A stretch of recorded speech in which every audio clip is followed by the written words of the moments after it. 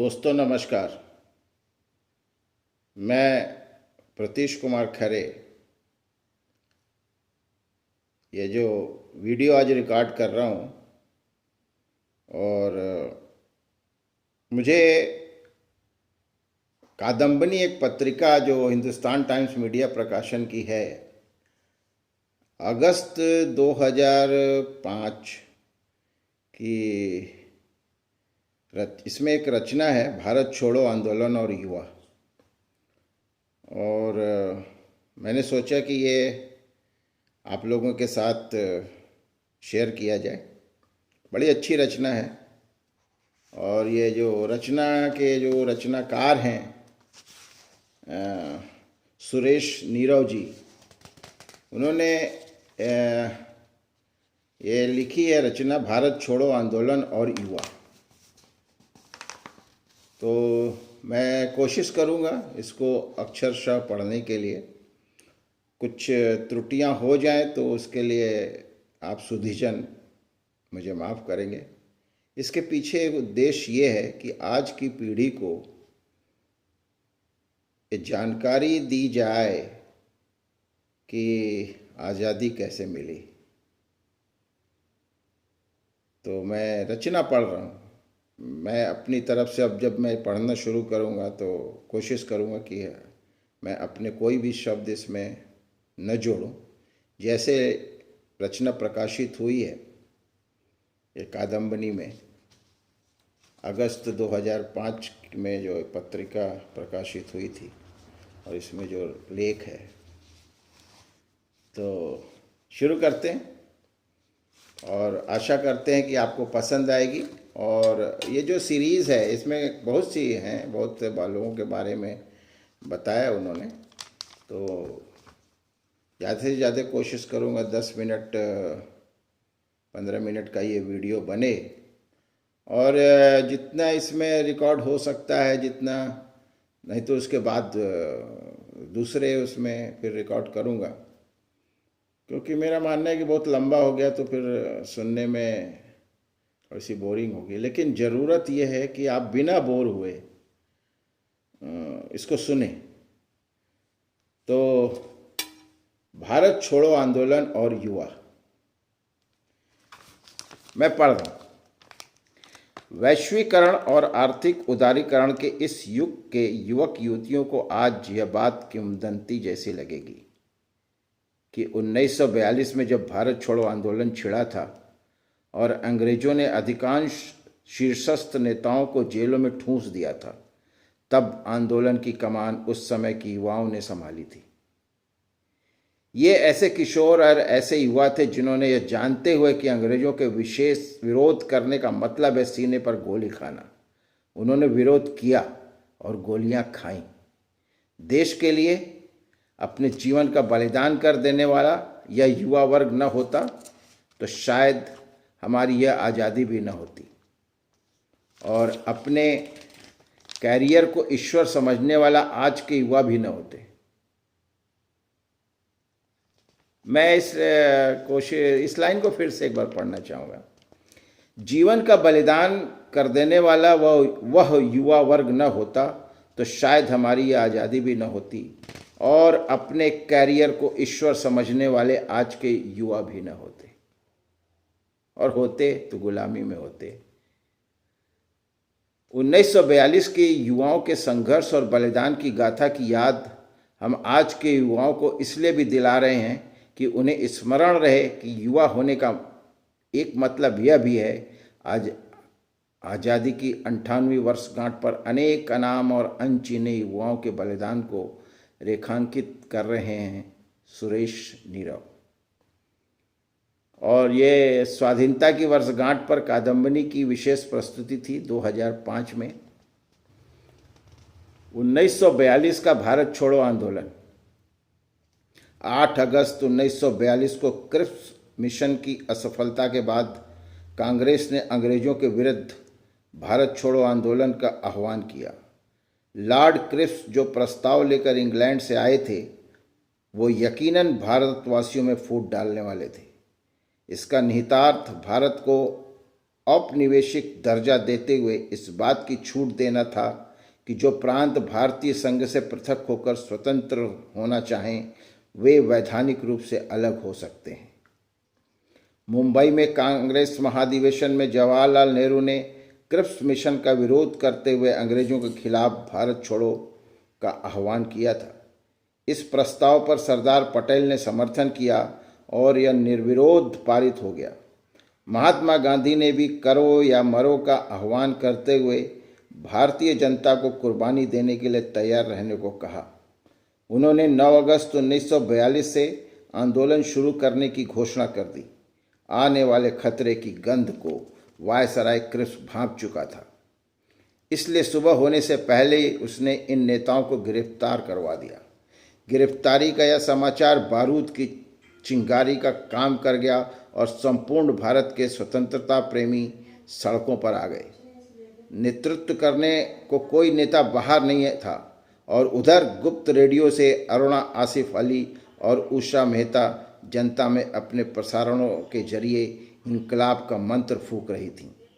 अपने प्राणों की परवाह न करते हुए आज़ादी के जिन दीवानों ने स्वतंत्रता के विजय रथ को आगे बढ़ाने का मार्ग प्रशस्त किया था, उसमें कुछ चुनिंदा युवक क्रांतिकारियों बलिदानियों के योगदान को बापू की दांडी यात्रा के 75वें वर्ष में और आंदोलन की 58वीं वर्षगांठ पर एक बार फिर याद कर लें तो अच्छा होगा। सुरेश नीरव जी की रचना मैं पढ़ रहा हूँ। बलिया की हाकिम जानकी देवी। 1942 के आंदोलन में बलिया का उत्तर भारत में प्रमुख स्थान है। 12 दिनों तक बलिया में अंग्रेजी सरकार का कोई नामो निशान नहीं था। बगावत की शुरुआत 12 अगस्त को रेलवे क्रॉसिंग पर छात्रों और पुलिस की मुठभेड़ से हुई। इधर छात्रों के हाथों में पत्थर थे और उधर पुलिस के हाथ में बंदूकें थीं। जमकर हुए युद्ध में काफ़ी सिपाही और छात्र घायल हुए।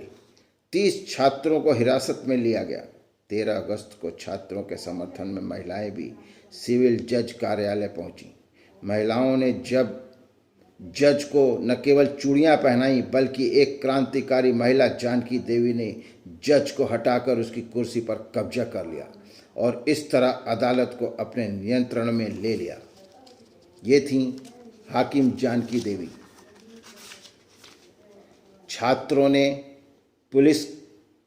छात्रों की पुलिस ने जिस निर्ममता से पिटाई की थी उसके विरोध में जानकी देवी कचहरी पहुंच गई थीं। उनके साथ थी महिलाओं की पूरी टोली। जानकी देवी ने जज महोदय को कुर्सी छोड़ने को कहा। जज ने जब असमर्थता दिखलाई तो जानकी देवी और उनकी सहयोगियों ने जज साहब को चूड़ियां पहना दी और कचहरी पर तिरंगा फहरा दिया था तथा स्वयं 14 अगस्त 1942 को जब जज की कुर्सी पर बैठ गईं, एक न्यायिक प्रमुख को इस तरह अपदस्थ करते हुए जानकी देवी ने स्वतंत्रता आंदोलन के इतिहास में एक नया अध्याय जोड़ दिया। ये बलिया की बात है। बलिया के collector Chittu Pandey Belthara road station, Revati, Suremanpura, Bakula के स्टेशनों पर कब्जा करते हुए नरही चौरा, रसड़ा, बैरिया, सहतवार के थानों और प्रशासनिक संस्थाओं पर कब्जा करते हुए चित्तू पांडे तथा उनके साथियों ने समग्र बलिया को अंग्रेजी हुकूमत के शिकंजे से 12 दिनों तक आज़ाद रखा। 19 अगस्त को उन्होंने बलिया के टाउन हॉल पर तिरंगा फहरा दिया। 22 अगस्त को नेदरसोल की सेना ने तथा दूसरी तरफ बक्सर के रास्ते से पहुंची कमांडर मार्श स्मिथ की सेना ने भीषण नरसंहार कर बलिया पर दोबारा कब्जा कर लिया। मगर बीच के समय में क्रांतिकारियों द्वारा कलेक्टर बना दिए गए चित्तू पांडे ने बलिया प्रशासन की बागडोर अपने हाथों में संभाले रखी। ये थे चित्तू पांडे बलिया के। अब चलते हैं इलाहाबाद की ओर। इलाहाबाद, गीत गाते हुए शहादत। इलाहाबाद विश्वविद्यालय के छात्र तो अपने अपने शहरों में आंदोलनों की भागदौड़ संभाले 8 और 9 अगस्त 1942 को ही रवाना हो गए थे। मगर जो छात्र विश्वविद्यालय में ही रह रहे थे, उन्होंने 12 अगस्त को इलाहाबाद की डिस्ट्रिक्ट कोर्ट पर कब्जा करने की योजना बनाई। इस आंदोलन का नेतृत्व इलाहाबाद विश्वविद्यालय के 21 वर्षीय छात्र पद्मधर सिंह लाल ने संभाला। पद्मधर सिंह मध्य प्रदेश के रीवा जिले में एक सुशिक्षित परिवार में 1921 में पैदा हुए थे और एक तरह से मध्य प्रदेश की वह शक्ति का इलाहाबाद में प्रतिनिधित्व कर रहे थे। वह इलाहाबाद के सभी प्रमुख शिक्षा संस्थानों के छात्रों को संगठित कर रहे थे। इसी क्रम में पद्मधर सिंह के संपर्क में आए इलाहाबाद के वैद्य भानुदत्त मालवीय के 13 वर्षीय पुत्र रमेश दत्त मालवीय। रमेश ने अपने हाई स्कूल के छात्रों को संगठित करने का पद्मधर सिंह को आश्वासन दिया। 12 अगस्त की सुबह से ही विद्यार्थी विश्वविद्यालय के प्रांगण में इकट्ठे होने लगे। रमेश दत्त मालवीय भी अपने सहपाठियों की फौज लेकर विश्वविद्यालय प्रांगण जा पहुंचे। झंडा ऊंचा रहे हमारा और सरफरोशी की तमन्ना अब हमारे दिल में है, गीत गाते हुए 11 बजे जिला कचहरी पहुंच गए। ड्यूटी पर तैनात पुलिस अफसर ने बिना वार्निंग दिए गोली चलानी शुरू कर दी। पहली शहादत दी पद्मधर सिंह लाल ने। पद्मधर को गोली लगते ही रमेश दत्त मालवीय ने झंडा थाम लिया और बुलंद आवाज में कहा, झंडा ऊंचा रहे हमारा। तभी अंग्रेज पुलिस अधिकारी ने रमेश दत्त मालवीय पर भी गोली चला दी। इस बीच इलाहाबाद शहर की काफी जनता कचहरी तक पहुंच चुकी थी। चारों ओर से पुलिस पर पथराव शुरू हो गया और अंग्रेजों भारत छोड़ो के नारों से आसमान गूंजने लगा। 2 छात्रों की शहादत ने इलाहाबाद में फिर आंदोलनों का ऐसा सिलसिला शुरू कर दिया जो 15 अगस्त 1947 को अपनी मंजिल पर जाकर रुका। ये थे हमारे युवा उस समय के। देवरिया, अब चलते हैं देवरिया।